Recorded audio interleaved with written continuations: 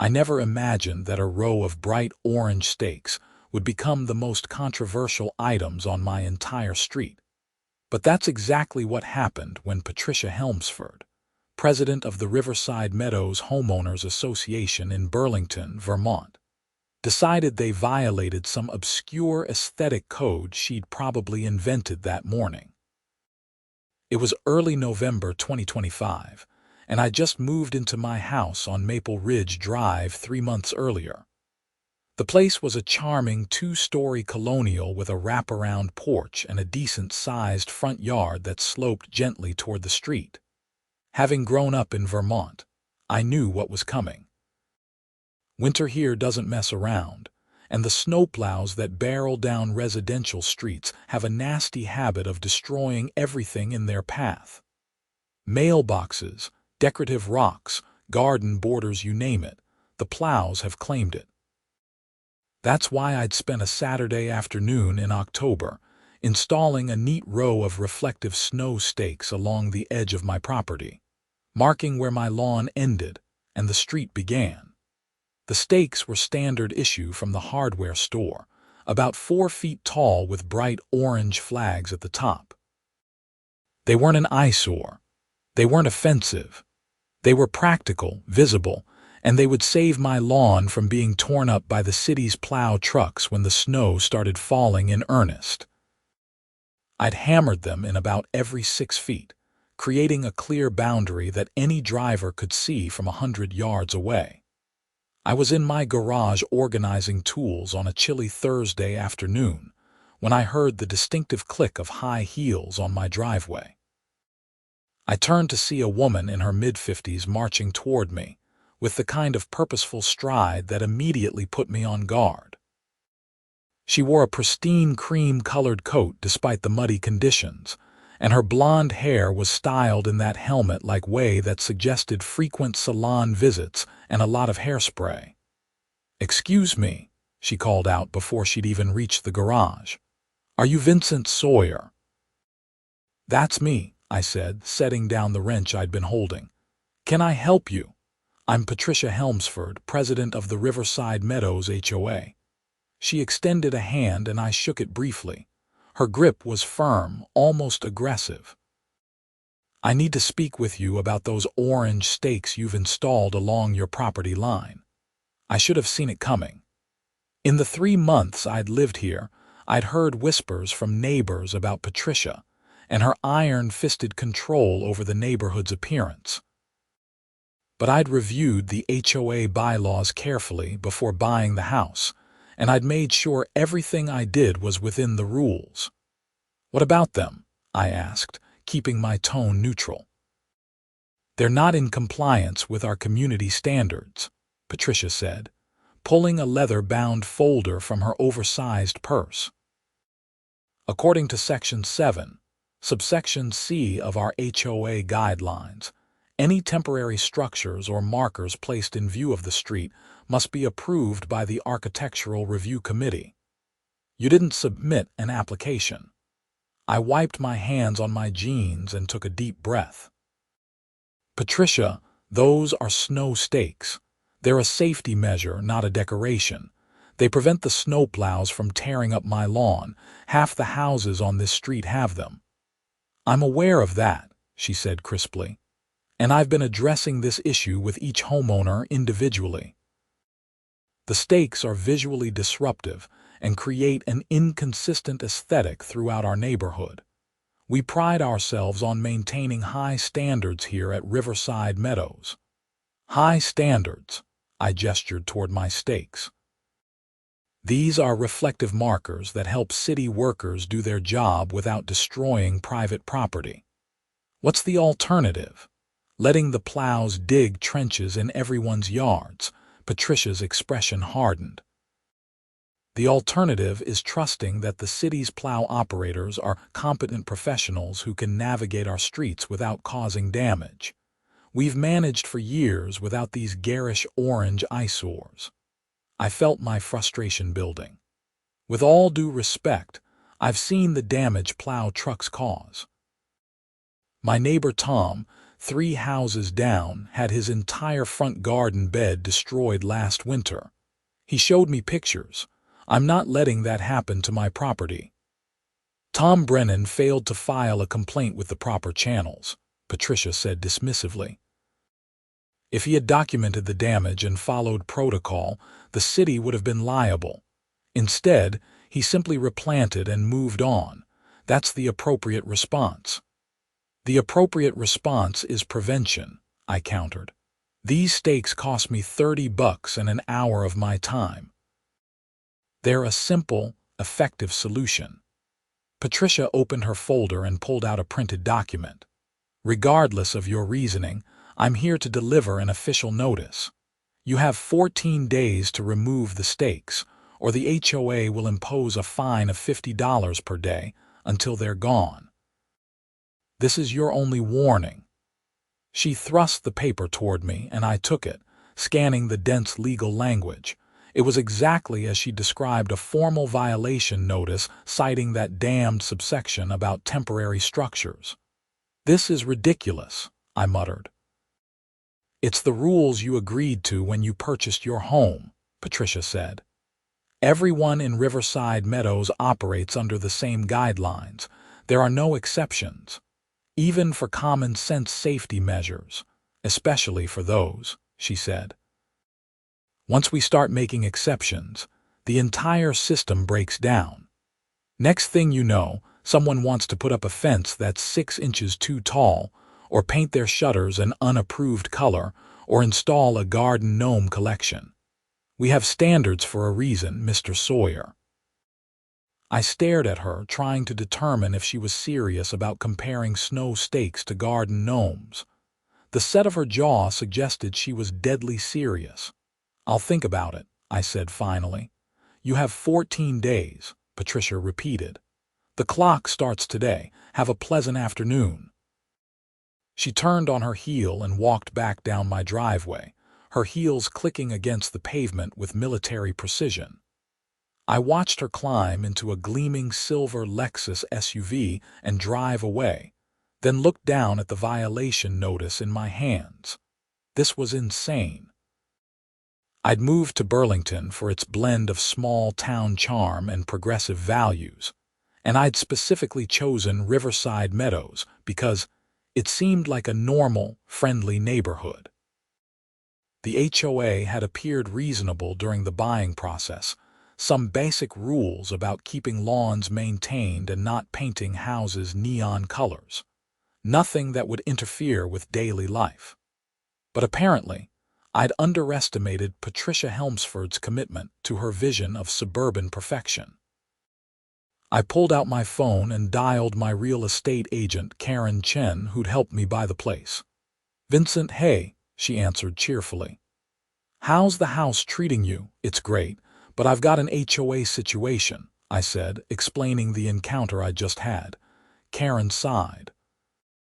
"Yeah, Patricia can be intense. But honestly, if it's in the bylaws, you might have to fight this the official way. Request a hearing with the HOA board, make your case, get some neighbors on your side." "That's going to take time," I said, "and winter's coming. The first big snow could hit any day now." "I know, but if you ignore her, those daily fines add up fast. $50 a day is $1,500 a month.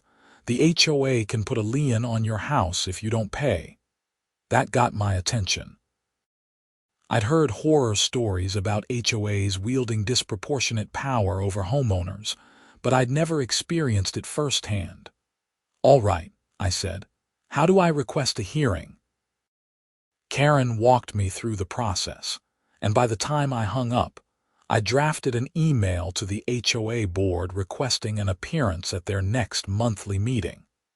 According to their website, that meeting was scheduled for the following Tuesday evening at the community center. I sent the email and tried to put the whole thing out of my mind. That weekend, I was raking leaves in my front yard when my neighbor from across the street, an older gentleman named Harold, wandered over with his black lab, Murphy. "Heard Patricia paid you a visit," Harold said without preamble. News travels fast, I replied. She stopped by my place too about 2 months ago. Same thing, wanted my stakes gone. I told her to shove it. I paused mid-rake. What happened? Got the same notice you did.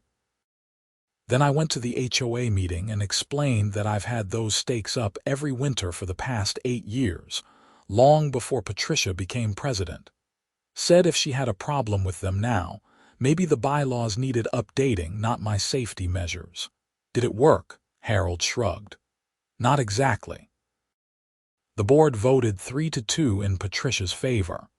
But I kept the stakes up anyway, paid the first couple days of fines, then threatened to sue the HOA for selective enforcement since half the street has stakes and she's only going after certain people. Is that true? Selective enforcement? You bet, Harold said, leaning on his walking stick. The Martins 2 blocks over have had stakes up for years. Nobody's bothered them. Patricia's targeting people she doesn't like or new people she can bully. She tried this with the Johnsons last year over some solar lights in their garden. Eventually backed down when they got a lawyer involved. This was getting more complicated than I'd anticipated. So you're saying I need to get a lawyer? Might come to that, Harold said, but try the meeting first. Be respectful, present your case clearly, and hope the other board members have some sense. Patricia controls 2 votes, hers and her lapdog Deborah's.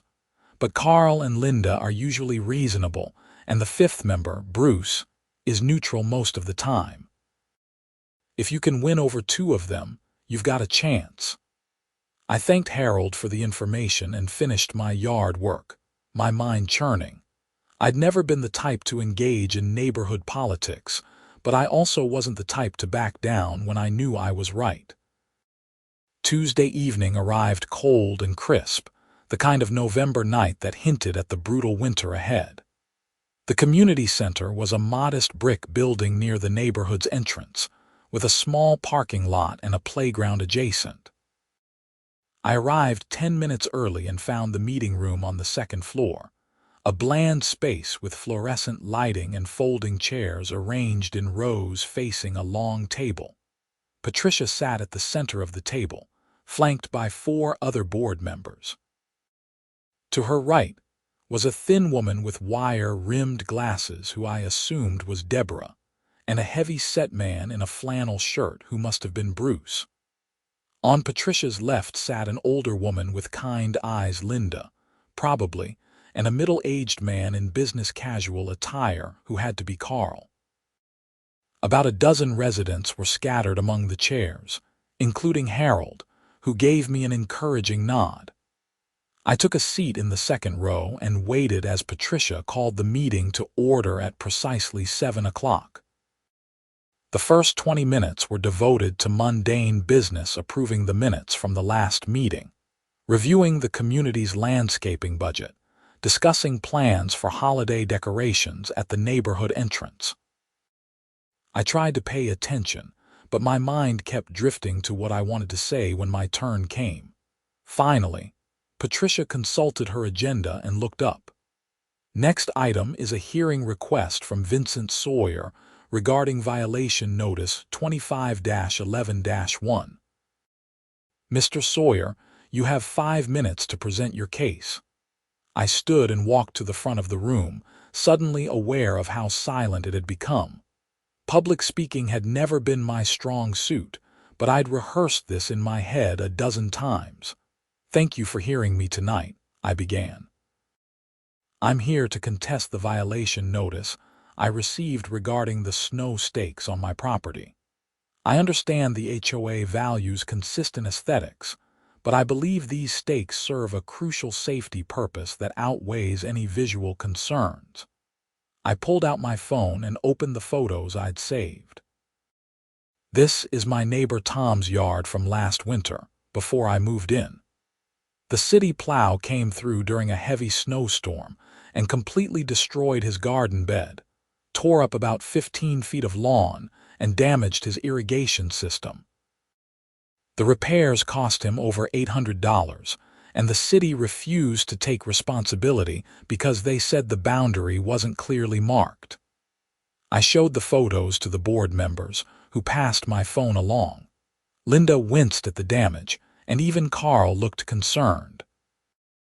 The snow stakes I installed are specifically designed to prevent this kind of destruction, I continued. They're reflective, visible from a long distance, and they clearly mark where my property ends. They're not permanent structures. I'll remove them every spring, just like everyone else who uses them. And speaking of that, I've counted at least 20 houses in this neighborhood with similar stakes. Why am I being singled out?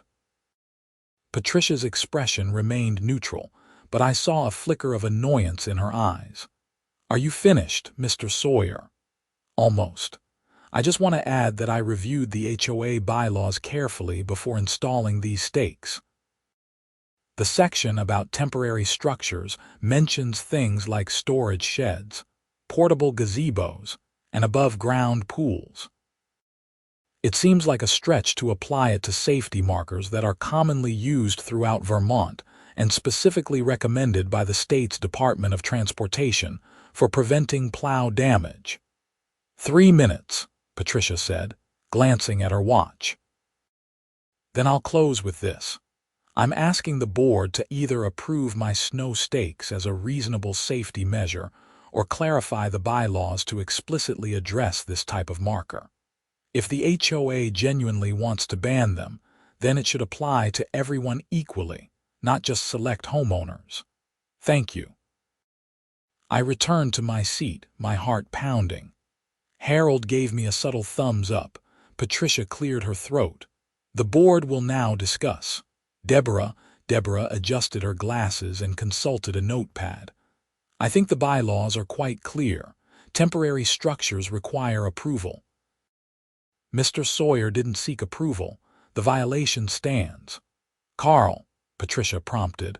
Carl leaned back in his chair, stroking his chin. I hear what Vincent is saying, and honestly, I think he's got a point. We've never enforced this rule against snow stakes before. My own house has them, and I've never been cited. Seems like selective enforcement to me. Patricia's jaw tightened almost imperceptibly. Your stakes were installed before I became president, Carl. We're implementing more consistent standards now. By targeting new residents, Carl shot back. That doesn't seem fair. Linda, Patricia said, turning to the older woman. Linda spoke softly but firmly. I'm sympathetic to Vincent's concerns. The damage to Tom's property last year was significant, and I don't think we should prevent homeowners from protecting their investments. However, I do think there should be some standards maybe regarding the height or color of the stakes, so they're not too obtrusive. That's a reasonable compromise, Carl agreed. Patricia looked displeased but moved on. Bruce had been silent throughout the discussion, arms crossed over his chest. Now he shrugged. I don't really care either way.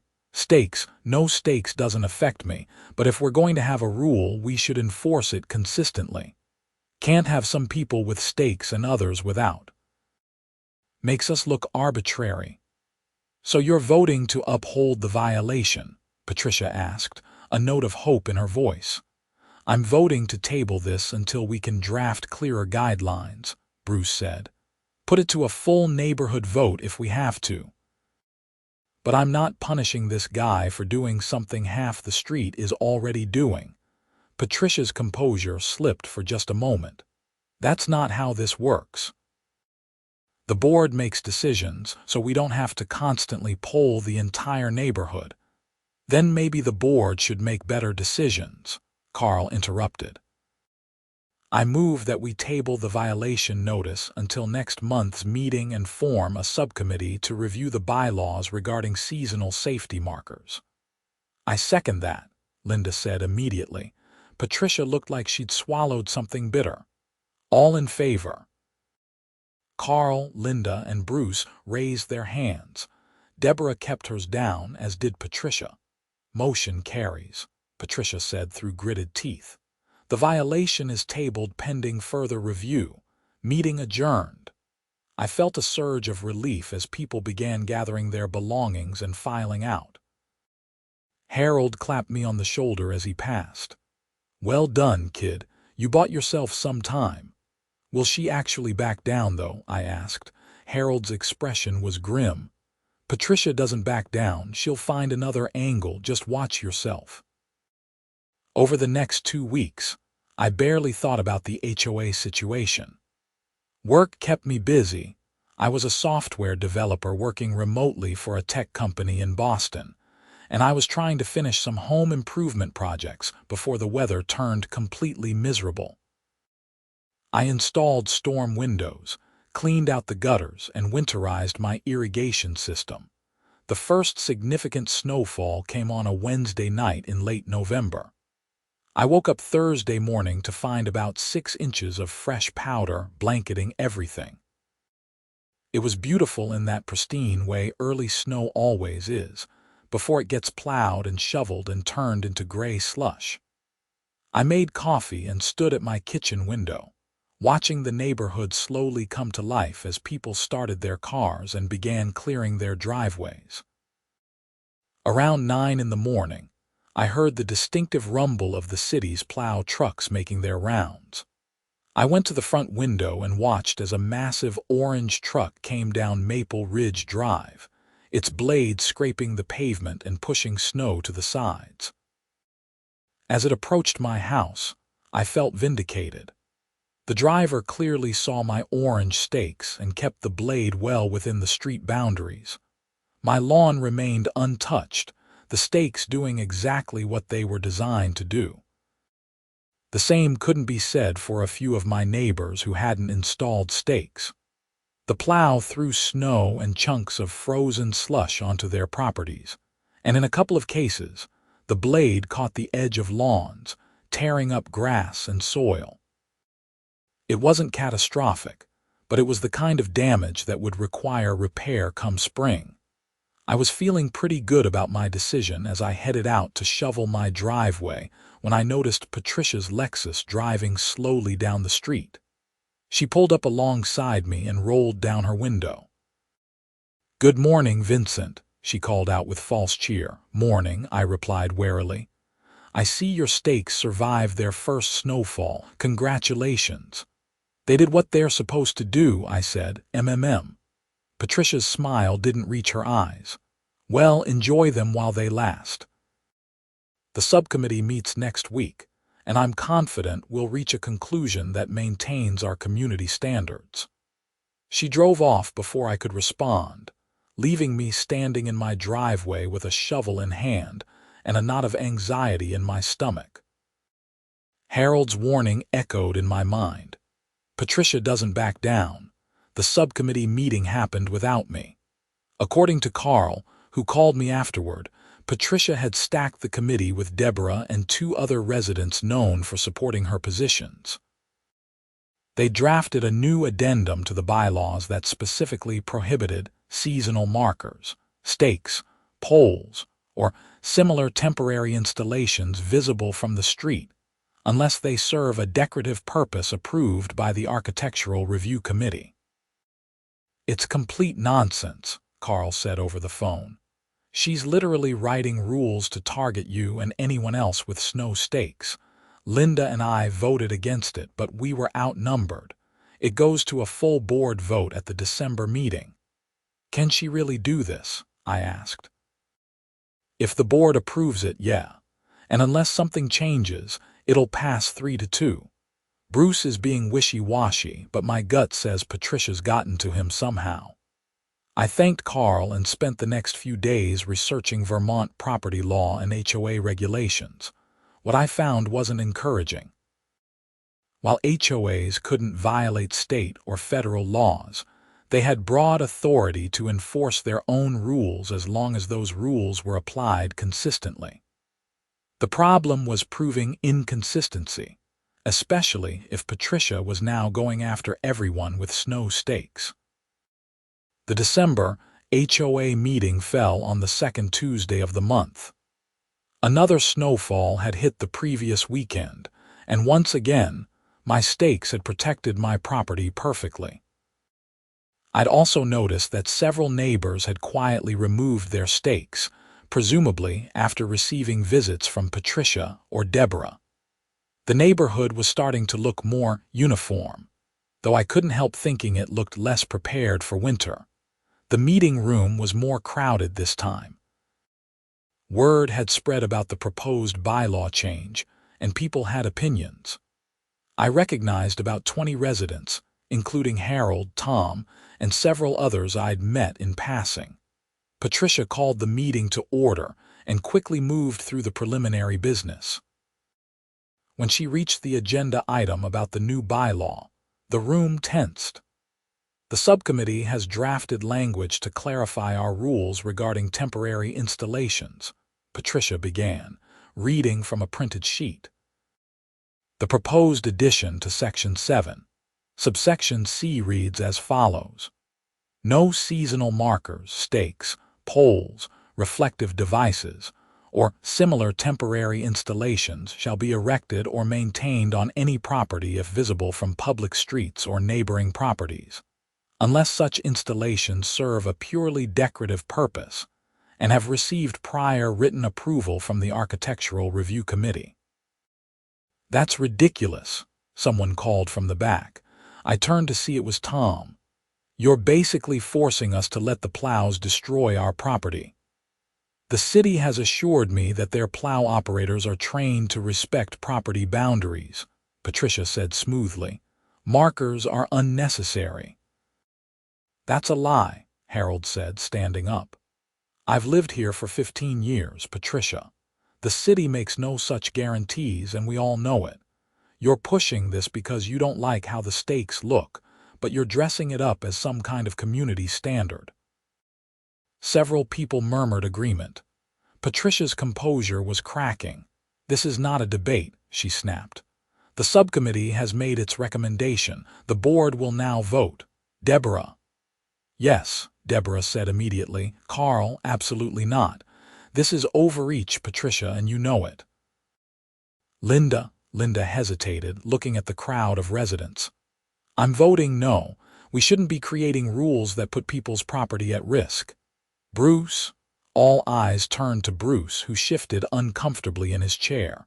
He glanced at Patricia, then at the crowd, then down at his hands. This is a bad rule, he said finally. I'm voting no. The room erupted in chatter. Patricia banged a gavel I hadn't even noticed she had. Order, we need order, she glared at Bruce. The vote is tied. As president, I cast the deciding vote. The motion passes. You can't do that. Carl objected. Robert's Rules of Order requires the president to abstain from voting except to break a tie, which means you already voted when you voted yes for yourself. You can't vote twice. Patricia's face flushed red. I voted as president to break the tie. You voted as a board member first by saying yes, Linda interjected. Carl is right.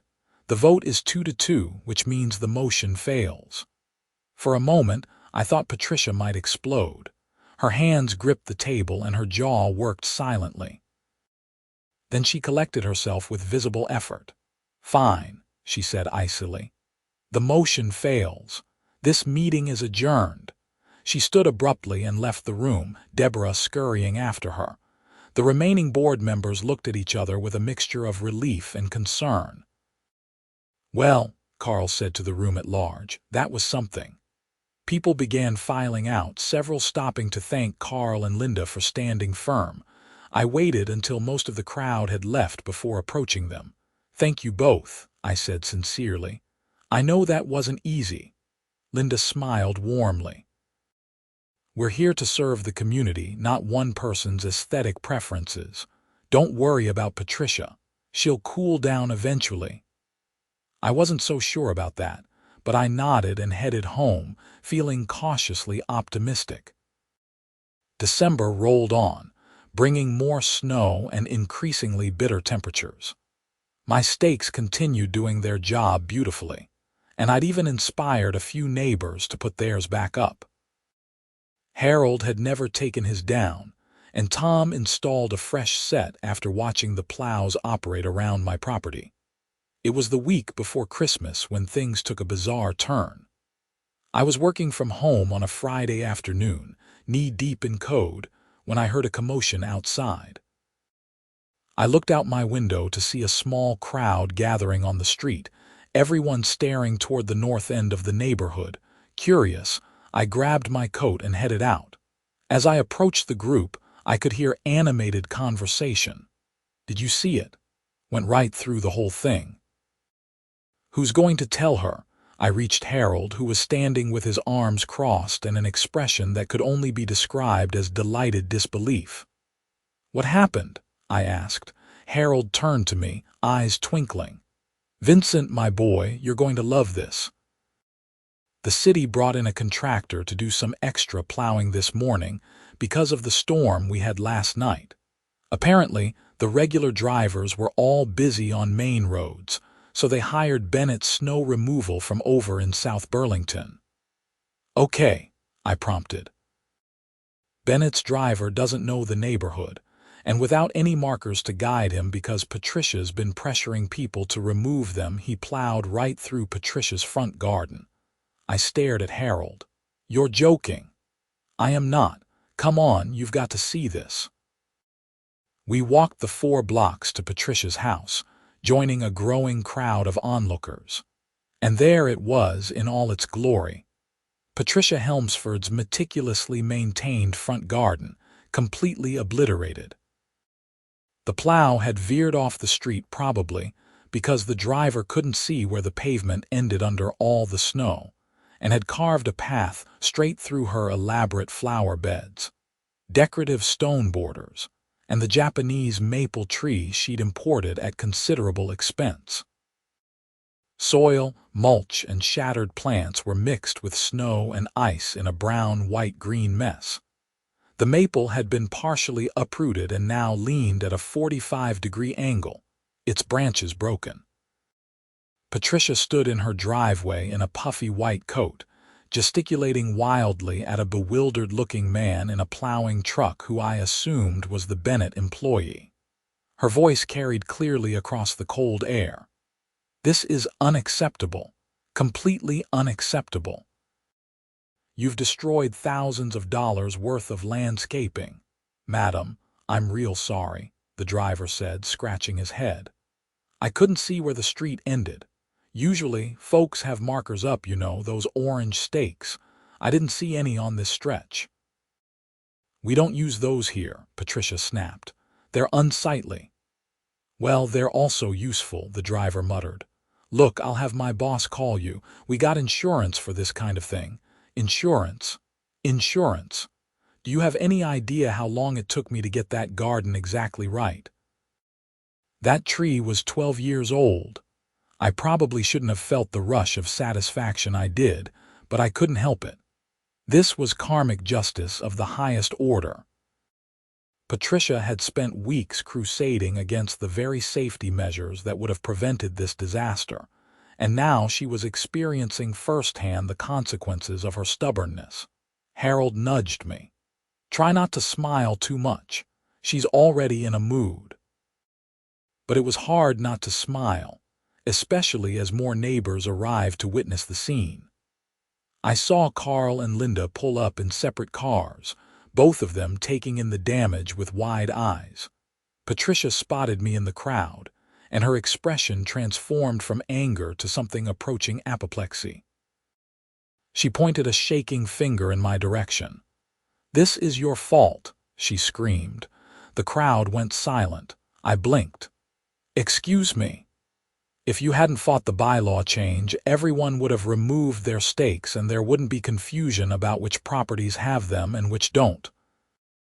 The driver would have been more careful." The logic was so twisted I almost couldn't formulate a response. Carl beat me to it. "Patricia, that makes no sense whatsoever," he said, walking toward her. "If anything, this proves Vincent was right. If you'd had stakes up, this wouldn't have happened." "I don't need stakes," Patricia insisted. "I need competent plow drivers." "Well, you're not going to get them if you don't give them clear markers," Linda added gently. Maybe it's time to reconsider your position on this. Patricia looked at the assembled neighbors, at her destroyed garden, at the apologetic plow driver, and something in her seemed to snap. Without another word, she turned and marched into her house, slamming the door hard enough that I heard it from where I stood. The driver, looking relieved to be free of her tirade, climbed back into his truck and drove away carefully. The crowd began to disperse, everyone murmuring about what they'd witnessed. "Think she'll finally let this go?" I asked Harold as we walked back toward our street. "Not a chance," Harold said. "This just made it personal for her. She's embarrassed, she's angry, and she's got a big mess to clean up. People like Patricia don't admit defeat. They double down." Unfortunately, Harold was right. The next HOA meeting was scheduled for the first Tuesday of January, and I received a notice in my mailbox 3 days after Christmas. According to the document, there would be a special discussion about neighborhood safety standards and the incident involving damage to HOA property. The wording was deliberately vague, but the implication was clear. Patricia was going to try again. New Year's came and went, bringing with it one of the coldest stretches of weather Vermont had seen in years. Temperatures plummeted to near zero at night, and the snow kept coming in waves. My stakes earned their keep several times over as the city plows worked overtime to keep streets passable. Every time a truck rumbled past my house, I watched from my window as the driver followed my bright orange markers, keeping the blade right where it belonged. The January meeting arrived on a Tuesday night so cold that my car's thermometer read -5 degrees. I bundled up and made the short drive to the community center, wondering what fresh madness Patricia had cooked up this time. The meeting room was packed, even more crowded than last time. Apparently, word of Patricia's garden destruction had spread throughout the neighborhood, and people were curious to see what would happen next. Patricia sat at her usual spot at the head table, her expression neutral but her eyes hard. Deborah sat beside her, looking nervous. Carl, Linda, and Bruce rounded out the board. Patricia called the meeting to order and raced through the standard preliminary items with barely concealed impatience. Then she reached the special discussion item. "As many of you know," she began, her voice tight, "my property suffered significant damage last month due to an incident involving a contract plow service. This incident has highlighted serious concerns about our neighborhood safety protocols and the need for consistent standards." Here we go, I thought. "Therefore," Patricia continued, "I'm proposing that the HOA implement a new initiative. We will contract our own snow removal service to plow neighborhood streets rather than relying on the city. This will allow us to ensure quality control and proper training for drivers who work in our community." The room erupted in conversation. Someone shouted, "How much is that going to cost?" "The preliminary estimates suggest an increase of approximately $200 per household in our annual HOA dues," Patricia said. The volume of protest increased dramatically. $200 was not an insignificant amount, especially when the city already provided plowing services as part of the property taxes everyone paid. "That's insane," a woman I didn't recognize called out. "We're already paying for city plowing." "The city clearly cannot be trusted to perform adequately," Patricia retorted. "Private contractors are the solution." "Or," Carl interjected loudly, "we could just let people put up snow stakes like Vincent suggested months ago. No additional cost, immediate improvement in outcomes." "Snow stakes wouldn't have prevented my garden's destruction," Patricia shot back. "Yes, they literally would have," Carl said, his patience clearly wearing thin. "That's the entire point of snow stakes, Patricia. They mark boundaries so drivers know where to keep their blades. If you'd had them up, the Bennett driver would have seen exactly where your property line was. I refuse to mar my property's appearance with tacky orange poles. Then deal with the consequences, Harold called from the back. The rest of us shouldn't have to pay an extra $200 a year because you're stubborn. The meeting devolved into chaos, with multiple people shouting over each other. Patricia banged her gavel repeatedly, but it took several minutes before order was restored. "We will put this to a vote," Patricia declared. "All board members in favor of proceeding with a private snow removal contract." Only Deborah raised her hand along with Patricia. Carl, Linda, and Bruce all kept their hands down. "Motion fails," Carl said with evident satisfaction. Patricia's composure finally cracked completely. She stood up, grabbed her papers, and looked at the assembled residents with unconcealed contempt. "You're all fools," she said coldly. "You'll regret this." Then she walked out for the second meeting in a row, leaving Deborah to awkwardly follow. Carl took over as acting chairman, and the meeting continued for another 30 minutes before adjourning. As people filed out, several neighbors approached me to express support. Tom shook my hand and said, "Thanks for sticking to your guns on this, Vincent. Patricia was out of control." "She still might be," I said. "I don't think this is over." And it wasn't. 2 days later, I came home from a grocery run to find a certified letter in my mailbox. It was from something called the Riverside Meadows HOA Compliance Committee, which I was pretty sure hadn't existed until Patricia invented it. The letter informed me that my property had been inspected and found to have multiple violations. Snow stakes installed without architectural approval, $50 per day fine. Failure to maintain consistent lawn appearance under snow coverage, $25 per day. Unauthorized modification of property grade. The stakes were driven into ground, altering the natural grade, $100 per day. The total fines already owed came to over $3,000, dating back to when I'd first installed the stakes in October. I was given 10 days to pay, or the HOA would initiate proceedings to place a lien on my property.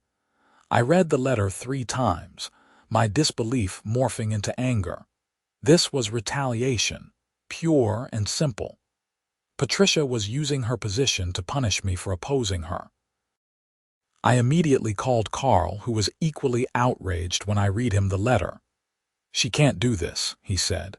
"There's no compliance committee. She literally made that up. And those violations are nonsense. Failure to maintain lawn appearance under snow. What does that even mean?" "It means she's trying to force me to either pay or fight this legally," I said. "And she knows a legal fight will cost me more than $3 grand in attorney fees." "Don't pay anything yet," Carl advised. "Let me make some calls. This is beyond unacceptable." That evening, I got a call from Linda, who told me that she and Carl had contacted the neighborhood's attorney. Yes, apparently the HOA had a lawyer on retainer and informed him about Patricia's actions. The attorney, a guy named Martin Kelso, had told them that the letter I received had no legal standing because Patricia didn't have the authority to create committees or levy fines without board approval. "Kelso's going to send Patricia a letter tomorrow explaining that she's exceeded her authority," Linda said. "He's also going to recommend that the board consider removing her as president if she continues this behavior." I felt some relief, but I also knew that someone as stubborn as Patricia wouldn't give up easily. The next few days were tense. I kept expecting another certified letter or a visit from Patricia or Deborah, but nothing came. Then on Saturday morning, Harold called me. "You need to get over to Patricia's house," he said urgently. "Now." "Why, what happened?" "Just come, you'll see." I drove to Patricia's street and found another crowd gathered, much like the one that had formed after the first plowing incident. But this time, the scene was even more dramatic. Patricia's entire front yard had been destroyed. Not just the garden, everything. The lawn was torn up in massive chunks, exposing frozen soil beneath. The decorative stone pathway leading to her front door was scattered and broken. Her mailbox had been knocked over. And most spectacularly, the Japanese maple that had been damaged in the first incident had been completely uprooted and now lay on its side, its root ball exposed and frozen. 2 city police vehicles were parked in front of the house, their lights flashing. Patricia stood on her front steps, wrapped in a blanket, talking to an officer who was taking notes. "What the hell happened?" I asked Harold. "As far as anyone can tell, the city sent a plow through early this morning around 5 a.m., Harold explained. But here's the thing, the plow went way off course. Not just a little drift like last time. It went up onto her lawn, made several passes back and forth, then knocked over her mailbox and ripped out the tree before leaving." "That's not an accident," I said slowly. "No kidding." Everyone's saying the same thing. This was deliberate. I watched as the police officer continued interviewing Patricia. Another officer was examining the plow tracks in the snow, taking photographs. A third officer was talking to neighbors, presumably asking if anyone had seen anything. After about 20 minutes, one of the officers approached the crowd. He was a middle-aged guy with a sergeant's stripes, and he looked tired. "Folks, we're investigating this as potential criminal mischief," he announced. "If anyone saw anything unusual this morning, particularly between 4 and 6 a.m., please come forward." A younger woman I recognized from a few streets over raised her hand. "I was up early for work and saw a plow truck on this street around 5:15. It seemed to be going really slow, and I remember thinking it was weird because the streets were already pretty clear from yesterday's plowing." The sergeant perked up. "Can you describe the truck?" "Orange, like the city trucks. It had a blade on the front and a salt spreader on the back." "I didn't get a good look at the driver." "Did you see any identifying information? A number, a logo?" The woman shook her head. "Sorry, it was still dark. I just saw it and kept driving." The sergeant thanked her and returned to his colleagues. I saw Patricia pointing in various directions, her voice raised but the words indistinct from where I stood. The police spent another hour on the scene before leaving. Patricia went inside, and the crowd gradually dispersed, everyone buzzing with speculation. Who would deliberately vandalize her property? Was it someone from the neighborhood? A rogue plow driver with a vendetta? I didn't have answers, but I had a very bad feeling about what was coming next. Sure enough, Monday morning brought another certified letter. This one was from Patricia personally, and it was addressed to me, Harold, Tom, and 6 other residents who'd been vocal in opposing her various initiatives. The letter accused us of conspiring to vandalize her property and demanded financial compensation, totaling $47,000 for damages, replacement landscaping, emotional distress, and reputational harm. If we didn't pay within 30 days, she would file a civil lawsuit against all of us. I called Harold immediately. "Did you get?" "Yep," he said. "She's lost her mind, Vincent, completely lost it." "We need to take this to the police," I said. "This is harassment at minimum, maybe defamation." "Way ahead of you." Tom already called the sergeant from Saturday. They're going to interview Patricia again and ask her about these letters. Apparently, accusing people of crimes without evidence is frowned upon. That afternoon, I got a call from Sergeant Mike Brennan, no relation to Tom, asking me to come to the police station for a statement. I drove over and spent an hour explaining the entire saga, from the initial conflict over snow stakes to Patricia's increasingly erratic behavior. The sergeant listened carefully, taking notes. "Mr. Sawyer, I'm going to be straight with you," he said when I finished. "Miss Helmsford has made some serious allegations, but she's provided zero evidence. Meanwhile, we've got a pattern of her harassing multiple residents over what amount to pretty trivial issues. The vandalism to her property is a legitimate crime that we're investigating, but trying to blame you and your neighbors without proof is problematic." "What happens now?" I asked. "We continue investigating the vandalism. We talked to the city's public works department to see if one of their trucks was in that area Saturday morning, and we have another conversation with Miss Helmsford about making false accusations." I left the station feeling slightly better but still anxious. Patricia was clearly spiraling, and I had no idea what she might do next. The answer came 2 days later. I was working from home when my doorbell rang. I opened it to find Sergeant Brennan and another officer on my porch. "Mr. Sawyer, sorry to bother you," Brennan said. "We've identified the plow truck that vandalized Miss Helmsford's property. You're going to want to hear this." I invited them in, offered coffee that they declined, and sat down in my living room. "The truck was a city vehicle," Brennan began, "but it wasn't being driven by a city employee. According to the Public Works Department, their trucks have GPS trackers, and the one that was on Patricia Helmsford Street Saturday morning was supposed to be parked in the maintenance lot. Someone took it without authorization between 4 and 6 a.m. "Who?" I asked. Brennan glanced at his colleague. "We pulled security footage from a gas station 2 blocks from the maintenance lot. The footage shows Miss Helmsford's husband, Richard Helmsford, entering the lot at 4:30 a.m., driving away in a plow truck, and returning it at 6:15. I stared at him. "Wait, her own husband vandalized their property?"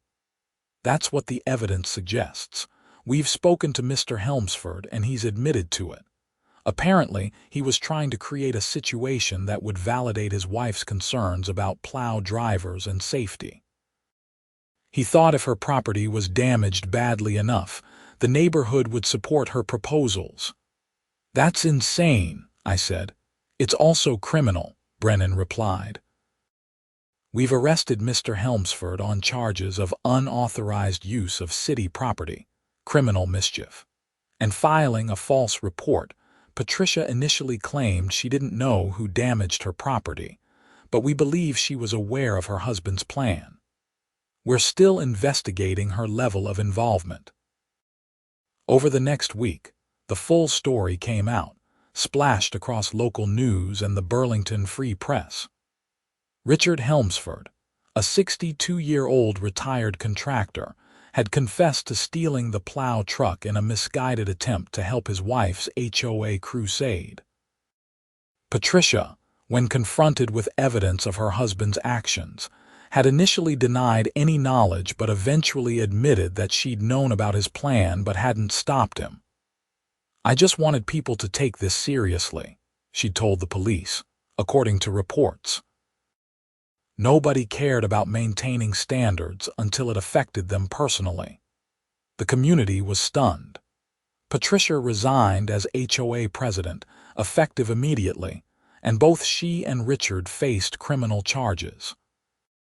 Richard was eventually sentenced to 6 months of home detention, $1,000 in fines, and restitution to the city for the unauthorized use of the plow truck. Patricia was charged as an accessory and received a suspended sentence with 2 years of probation, plus 500 hours of community service. At an emergency HOA meeting in February, Carl was elected the new president. His first act was to officially repeal all of Patricia's attempted restrictions on snow stakes and to issue a formal apology to me and the other residents she'd harassed. "Moving forward," Carl announced, "this HOA will focus on legitimate community concerns, not aesthetic micromanagement. Anyone who wants to install snow stakes or other reasonable protective measures is free to do so. We're here to support homeowners, not dictate their every decision. The room erupted in applause.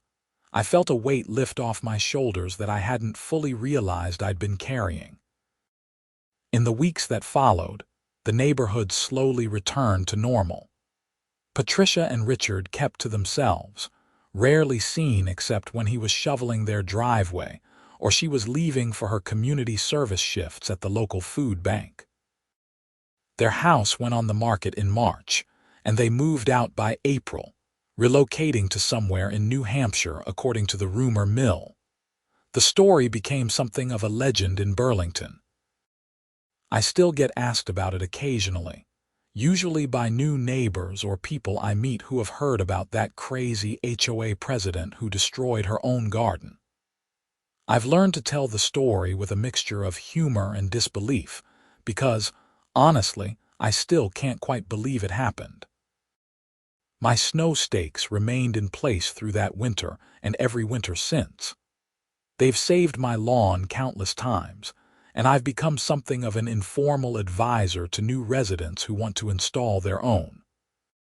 The neighborhood is actually friendlier now, united by the shared experience of Patricia's reign and relieved to have moved past it.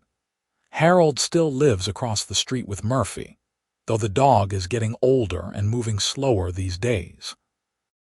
We have coffee together once a week, and he never fails to remind me that he warned me Patricia wouldn't back down. I just didn't expect her to take it that far, he always adds with a chuckle. I mean, getting your husband to fake vandalize your own property, that's commitment to being wrong. Tom's garden has thrived in the years since, carefully protected by snow stakes every winter. He actually won the neighborhood's Best Landscaping Award last summer, which Carl established to replace Patricia's old compliance awards that nobody wanted. The Japanese maple that Richard destroyed became a neighborhood symbol. When Patricia and Richard moved out, the new owners, a young couple with a toddler, asked me about the story behind the dead tree still lying in the yard. I explained everything, and they laughed so hard they cried.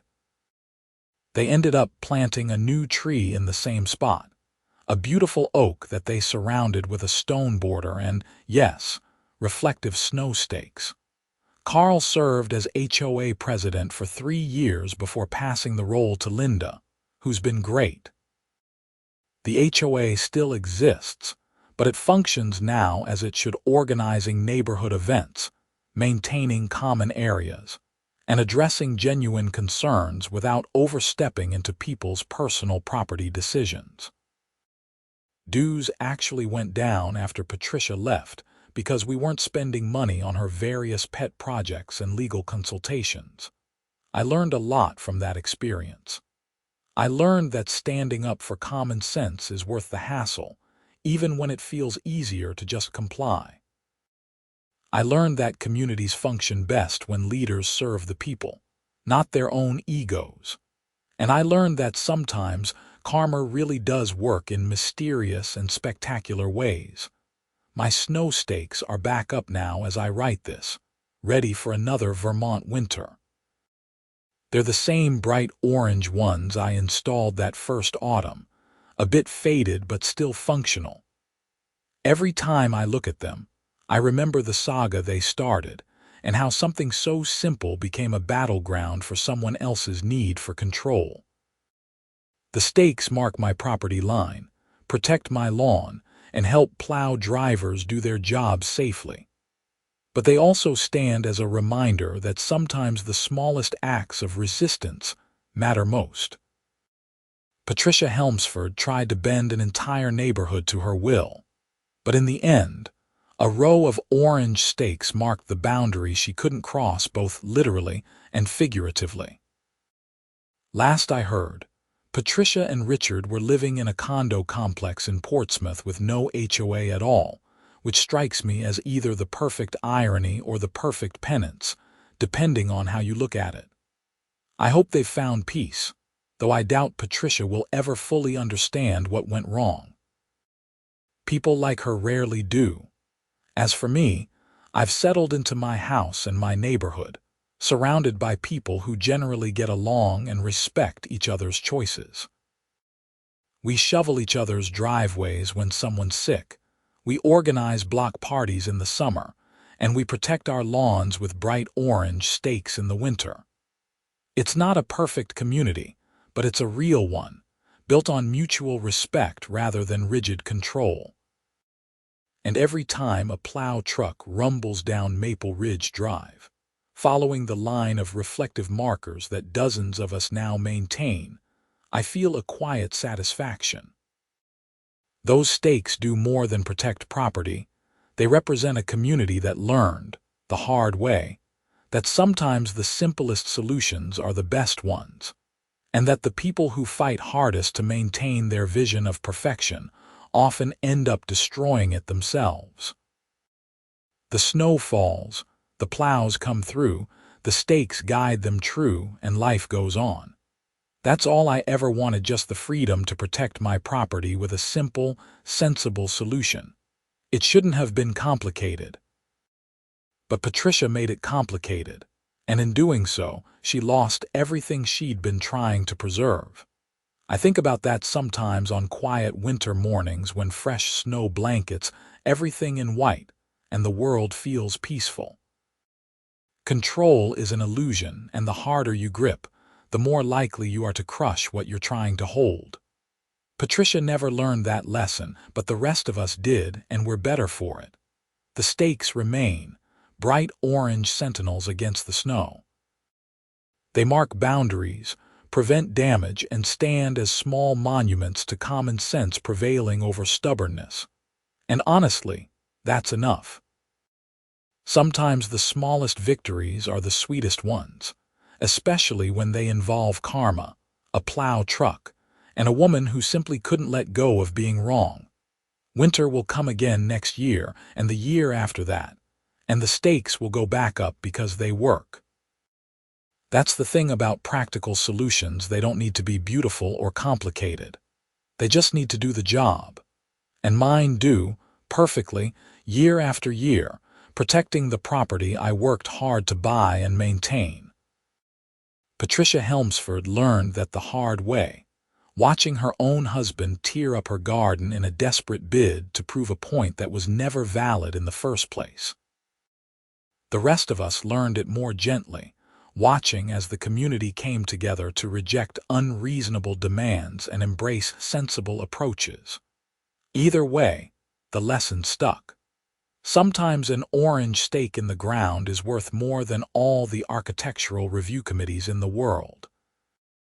And that's the story of how my HOA demanded my snow stakes be removed, then plowed right through their own president's garden, or more accurately, how the president's husband did it, in the most spectacularly backfired scheme I've ever witnessed. It's a story I'll probably tell for the rest of my life, and every time I do, I'll marvel again at how something so simple spiraled so far out of control before finally, mercifully, reaching a resolution that actually made sense. The stakes stand. The garden grew back under new ownership. The neighborhood thrives. And Patricia Helmsford became a cautionary tale about what happens when someone with a little power and a lot of stubbornness refuses to accept that maybe, just maybe, they're wrong. It's not the ending she wanted, but it's the one she earned.